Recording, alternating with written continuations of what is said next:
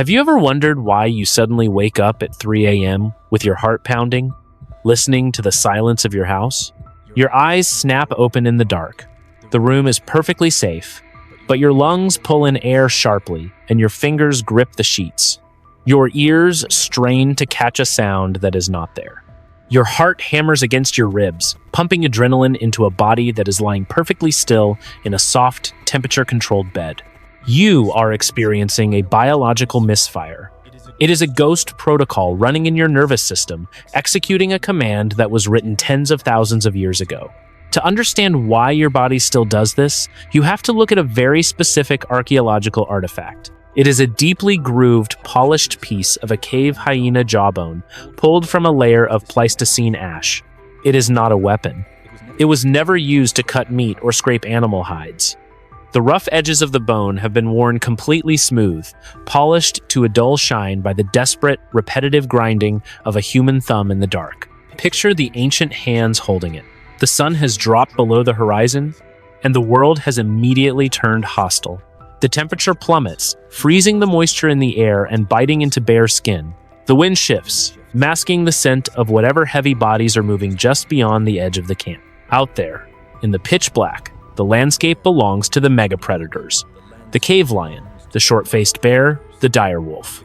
And sitting on the cold dirt, staring into a wall of absolute darkness, a human being grips that piece of hyena bone, rubbing their thumb over the smooth groove to keep their mind anchored to reality, to keep their heavy eyelids from closing. This was not a primitive state of being. This was the front line of an evolutionary war. Humans are the only primates that sleep entirely on the ground without a physical barrier between themselves and the things that want to eat them. Chimpanzees build complex nests high in the forest canopy, weaving branches together every single night to sleep completely out of reach of leopards. Baboons sleep on steep, inaccessible cliffs. But our ancestors walked out into the open savanna, lost their climbing advantages, and eventually chose to rest on the flat earth. They had no thick hides, no venom, no reflective tapetum in their eyes for night vision, and no natural armor. When human eyes stop working in the dark, we become a vulnerable prey species. But the animals hunting us did not need starlight to find us. They hunted using the sound of a sleeping chest rising and falling. They tracked the scent of human sweat, the smell of camp debris, and the lingering copper tang of whatever the tribe had hunted that day. A sleeping human was the softest, easiest calorie source in the prehistoric world. Falling fully unconscious in that environment was an act of biological madness. Every time the sun went down, the tribe faced a mathematical problem with lethal stakes. Their heavy brains demanded deep unconsciousness to heal their bodies and consolidate their memories. But if they all closed their eyes at the same time, they would be quietly slaughtered in the dark. To survive this impossible vulnerability, we had to break our own natural sleep cycle. Modern people treat sleep as a continuous block of time, an 8-hour sanctuary that should never be broken. We view waking up at 3 in the morning as a failure of the body, a frustrating disorder that needs to be fixed with supplements, blackout curtains, or medication. We assume that because we are exhausted, our biology is designed to shut down completely from midnight until morning. But this expectation of unbroken sleep is a very recent human invention. It is an industrial luxury, created by locked doors, artificial streetlights, and safe, solid walls. For 99% of human history, falling completely unconscious for 8 straight hours was not a healthy habit. It was a guaranteed death sentence. To understand why, you have to look at what sleep actually does to the human body. When you enter deep sleep, your biology actively works against your survival. Your muscle tone drops to the point of temporary paralysis, so you do not act out your dreams. Your breathing becomes shallow. Your brain chemically filters out ambient noise, ignoring the rustle of leaves or the snapping of a branch. You lose your sense of smell. You become, for all practical purposes, an inert piece of meat resting quietly on the dirt. If an ancient tribe of 30 humans all entered this state of paralyzed unconsciousness at the same time, the group would not survive the month. The megapredators of the Pleistocene, like the massive cave hyena whose jawbone was eventually polished by human hands, did not sleep when it got dark. They became hyperactive. They hunted in organized packs, using the blind spots of the night to close the distance to their prey. Because of this relentless threat, early humans were forced into a brutal trade-off. They had to choose between the deep, continuous physical recovery their large brains desperately needed, and the immediate survival of their children. They could not have both. To survive, they had to permanently shatter their own sleep cycle. They survived by fragmenting their collective consciousness, ensuring that the tribe as a whole was never fully asleep. They staggered their exhaustion. Evolution stepped in and hardwired different biological clocks into different members of the group. Some people were genetically programmed to fall asleep as soon as the sun went down, but their internal alarms would force them to wake up in the freezing dead of night. Others were physically incapable of resting until the early hours of the morning, their bodies artificially pumping out wakeful hormones while the rest of the camp snored around them. Today, we call these variations chronotypes. Modern science labels people as morning larks or night owls, and society often treats night owls as lazy or undisciplined for not fitting into a modern work schedule. But this is a profound misunderstanding of who we are. Being a night owl was never a lifestyle choice. It is a highly specialized, genetically inherited survival role. Your ancestors survived because the tribe needed someone fully alert at midnight, someone else scanning the brush at 2 in the morning, and someone else listening to the wind at 4. The survival of the group depended on a baton of consciousness being passed seamlessly from person to person through the darkest, coldest hours. But this biological rotation was not just about having open eyes. Executing this survival strategy required a terrifying physical act. It meant someone had to willingly leave the warmth of the sleeping huddle, sit alone at the very edge of the firelight, and stare directly into the terrifying unknown. Imagine sitting on the boundary line between a dying fire and absolute blackness. The prehistoric night was not just an absence of light, it was an actively hostile environment. As the ambient temperature drops, the dirt beneath you leaches the warmth from your skin. The air grows heavy and damp. A cold wind sweeps through the scrub brush, shaking the tall, dry grass. For a modern person, wind is just weather. For the ancient human sitting on watch, a shifting wind was a terrifying variable. It masked the sounds of heavy footfalls. It carried the scent of the camp into the hunting grounds of starving carnivores, and worse, it blew the scent of approaching predators away from the camp, blinding the human's only natural early warning system. You are sitting there, staring into an impenetrable wall of darkness. Human vision is binocular, specialized for daylight, and heavily reliant on contrast. Without the sun, your eyes try to compensate, creating phantom shapes out of the swaying branches. Your brain desperately tries to find familiar patterns in the visual static. You grip that piece of polished hyena jawbone, pressing your thumb into the smooth groove, just to ground yourself in the physical world and stop your mind from panicking. Just beyond the reach of the firelight, the mega predators are moving. We often think of ancient humans as apex predators hunting mammoths, but at night, the food chain violently reversed. The European cave lion, a massive, heavily muscled feline significantly larger than any lion alive today, was a specialized night stalker. The short-faced bear and packs of direwolves patrolled the pitch-black landscape. But the danger was not just that these animals were massive and heavily armed. The real terror was that these predators had specifically evolved to exploit the exact physical vulnerabilities of sleeping primates. They did not need to see the humans to find them. The ancient night was loud with the distinct biological signatures of a human settlement.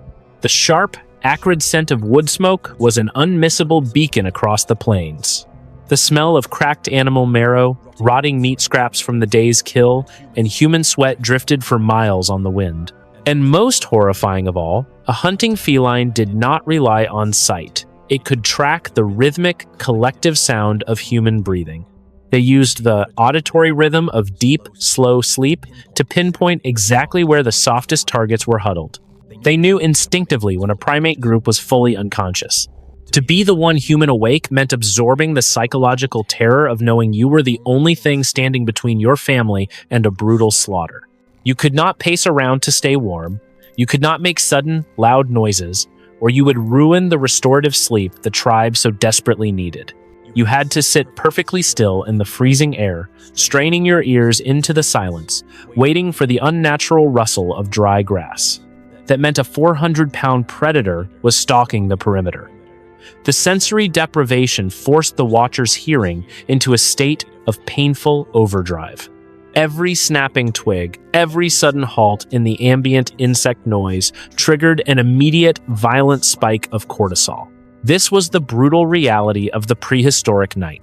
It was a freezing, sensory-deprived landscape where the things that wanted to kill you had perfect night vision, silent padded paws, and an ancient appetite for human flesh. Surviving this required more than just staying awake. To counter predators that owned the darkness, humans evolved a living, breathing alarm system. In 2017, a team of sleep researchers traveled to the remote savanna of northern Tanzania.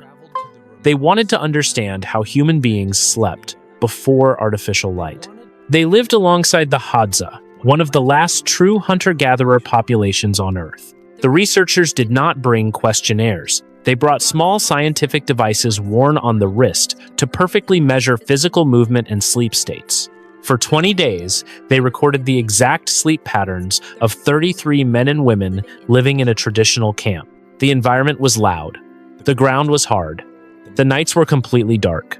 Modern sleep science assumes that in a natural environment, without electricity, everyone would just fall asleep when the sun went down and wake up when it rose. But the data recorded in the dark told a completely different and shocking story. The researchers mapped out thousands of hours of human sleep data. What they found was not a synchronized shutdown of the tribe. It was a staggered, perfectly overlapping matrix of wakefulness. Out of more than 200 hours of continuous observation, all 33 members of the tribe were completely unconscious at the exact same time for a total of only 18 minutes. In a camp of dozens of exhausted people, someone was awake, stirring, or standing guard for 99.8% of the night. This was not a coincidence. This was an ancient biological protocol running perfectly in the background of their bodies. Scientists call this the sentinel hypothesis. It suggests that human sleep evolved to be naturally asynchronous to guarantee that a sentinel was always awake to watch the perimeter. This is where the physical reality of human survival rewrites modern medical complaints. If you have ever wondered why teenagers naturally want to stay up until 2 in the morning, and why grandparents frequently wake up at 4 in the morning, the sentinel hypothesis provides a haunting answer. It is an automated, age-based defense system. In the ancient world, the youth took the first watch, keeping the fires fed while the exhausted adults fell into deep sleep. Then, the older generation, whose aging bodies naturally fragmented their rest, took the final watch just before dawn, which is historically the coldest and most dangerous part of the night. What modern medicine treats as a frustrating phase of teenage rebellion or the annoying insomnia of old age is actually a masterpiece of evolutionary engineering. The tribe did not need a schedule. They did not need a rotating roster carved into stone. The rotation was carved into their DNA. Every generation was biologically locked into a specific watch shift. This meant that the group could completely surrender to deep healing sleep because they knew, on a cellular level, that someone else's eyes were open. That overlapping cycle of consciousness kept the human race alive. It allowed us to survive in a dark world filled with massive predators that should have easily hunted us to extinction. But survival is never free. The cost of standing guard in the dark had to be paid by the individual. Carrying the burden of the night watch, staring out into the black scrub brush while the rest of the world slept, required a level of physical tension that permanently changed the brain of the watcher.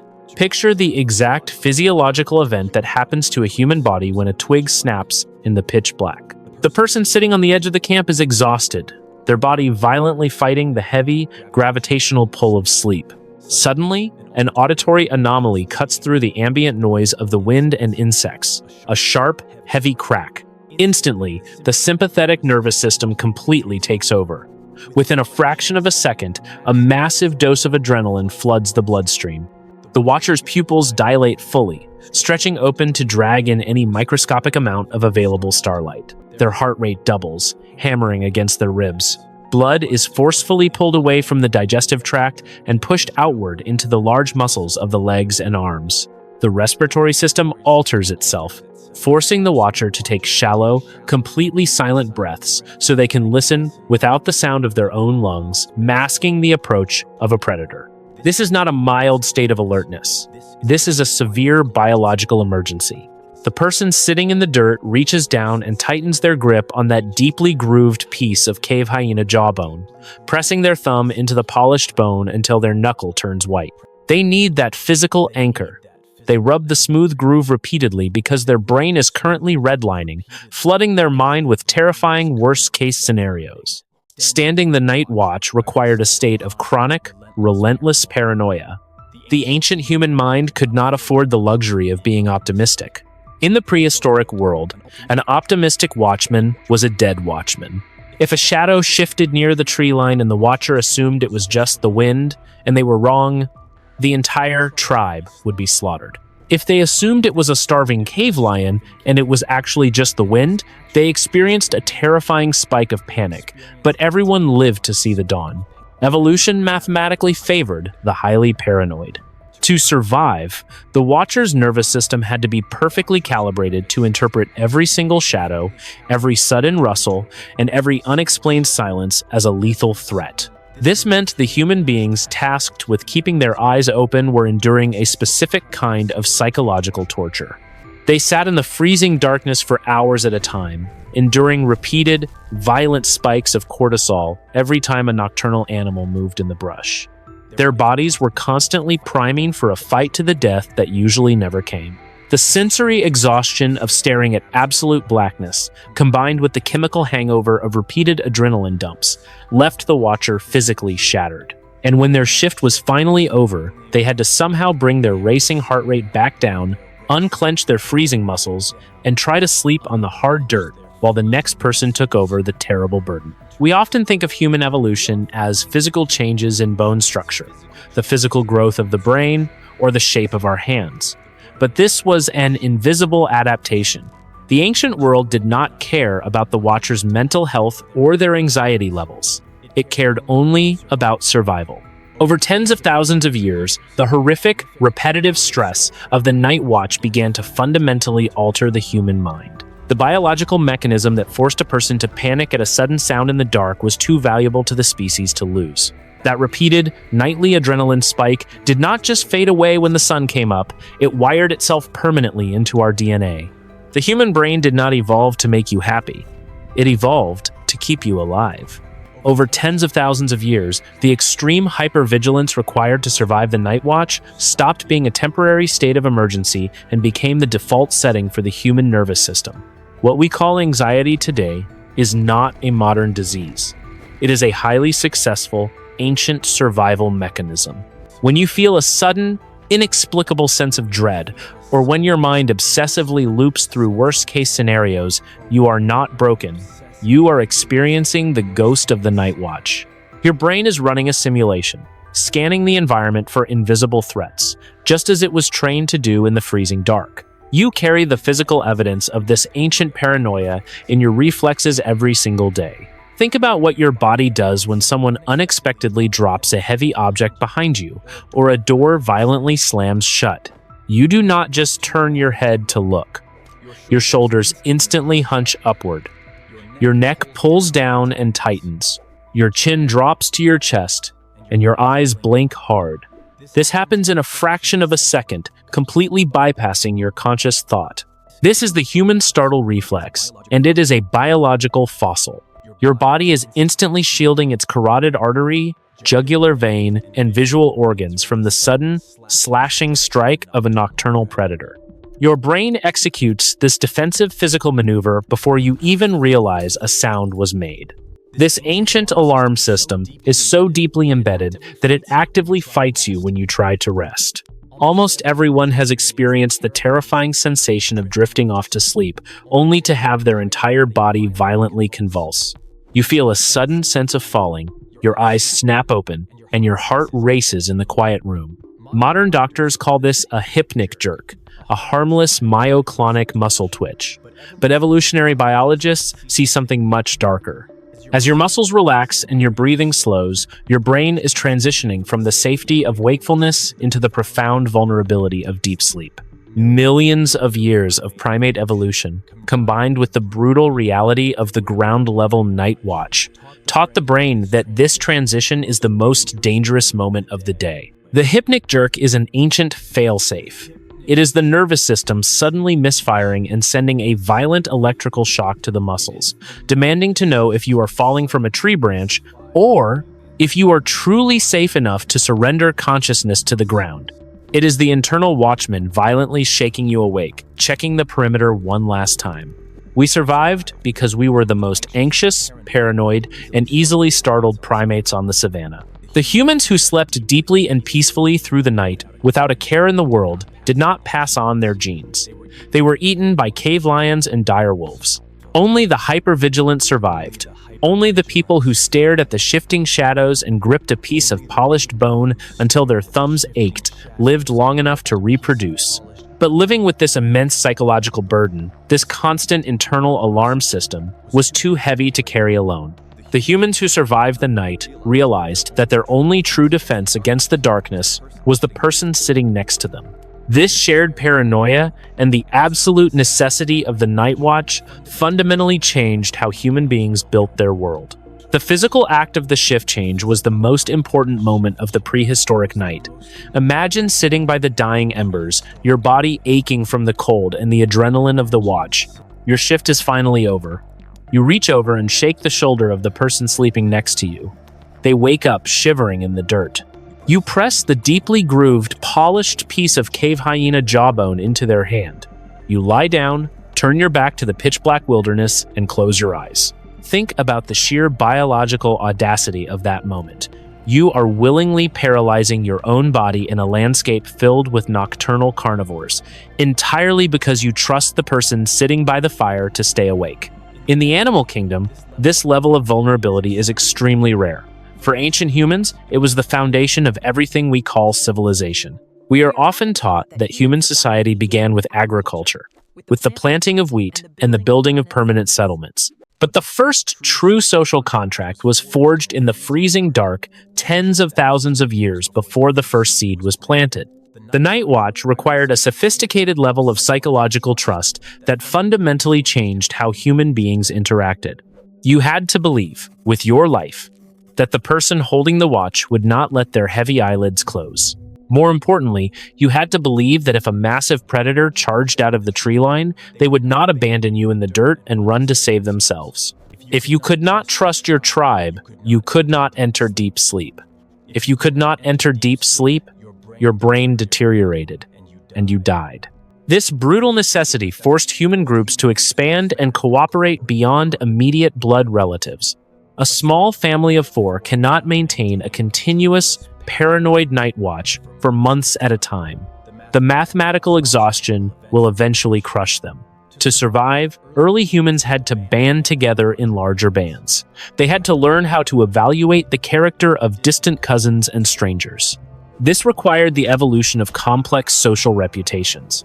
A person who was a brilliant tracker during the day was a liability if they were a coward in the dark. The campfire became the center of a new kind of human judgment, where the value of a life was measured by reliability in the dead of night. And the people sitting awake in the dark did not just stare into the void in absolute silence. To fight off the heavy, physical weight of sleep, they communicated. Anthropologists observing modern hunter-gatherers have noted that daytime conversations are almost entirely about logistics, hunting coordinates, and resource gathering. But nighttime conversations around the fire shift dramatically to storytelling, mythology, and the unseen world. The sentinels of the night, keeping their voices low to avoid drawing predators, invented the shared cultural narratives that bound the tribe together. They also looked up. Staring at the black sky, hour after freezing hour, they watched the slow rotation of the stars. They began to recognize patterns to track the passage of time and measure how much longer they had to suffer before dawn. The people terrified of the darkness became our first astronomers. The shared burden of the night watch built our capacity for trust, our social structures, and our early sciences. It was an incredibly successful evolutionary strategy, but the psychological toll was too heavy to carry forever. As soon as human beings figured out how, we tried to put an end to the night watch. We dragged heavy stones to build walls. We carved thick wooden doors and invented complex locks. We spent thousands of years engineering secure, enclosed environments so that we could finally shut out the predators and let the entire group sleep at the exact same time. We eventually built physical fortresses to finally relieve our nervous systems of this ancient duty, but we could not shut the darkness out of our minds. Look around your bedroom tonight. You sleep on a soft mattress elevated off the ground. You are surrounded by temperature-controlled air, solid walls, and a locked door. If you are thirsty, clean water is steps away. If you hear a noise, you can flood the room with artificial sunlight with the flick of a switch. You live in an engineered fortress designed to eliminate every single threat that hunted your ancestors. But your biology does not know what century it is. Beneath the modern comfort, your nervous system is still patrolling the Pleistocene scrub brush. This is why the modern epidemic of sleep anxiety is so difficult to cure. When you wake up at 3 in the morning and cannot go back to sleep, your mind immediately begins to search for a threat. Because there are no cave lions outside your window, your brain manufactures modern predators to justify the adrenaline in your blood. It locks onto financial stress, a social mistake, or a vague sense of dread about the future. You lie there feeling exhausted but completely wired, frustrated that your body is betraying you. But your body is not failing. It is executing a perfect 30,000-year-old defense protocol. It is politely informing you that your shift has started, and it is time to watch the perimeter. The tragedy of modern insomnia is that we have pathologized our own survival. The very mechanism that kept the human race from going extinct is now treated as a disorder. We take pills to force our brains into the deep, paralyzed state of unconsciousness that our ancestors spent thousands of years desperately trying to avoid. We forgot that we survived because we were anxious. We forgot that the safety of the modern world was paid for by the terrifying, sleep-deprived paranoia of the people who came before us. Think back to that deeply grooved piece of cave hyena jawbone. It sits in a museum display case today, resting quietly under climate-controlled glass. But for generations, it was a lifeline. It was gripped tightly by freezing, terrified hands in the absolute pitch black. The thumb that wore that bone completely smooth belonged to someone who sacrificed their own physical health, enduring endless nights of sensory deprivation and adrenaline dumps, just so the rest of the tribe could close their eyes and dream. They suffered the terrifying weight of the darkness so that humanity could survive to see the morning. You carry their legacy in your chest. Every time a sudden noise makes your shoulders instantly flinch, every time you experience a violent twitch as you fall asleep, and every time you wake up inexplicably alert in the dead of night, you are feeling the exact physical echo of their sacrifice. Civilization is a new invention, built entirely on top of ancient fears. We finally managed to build thick walls and lock the massive predators out of our homes. But the ancient night did not disappear. It became your nervous system.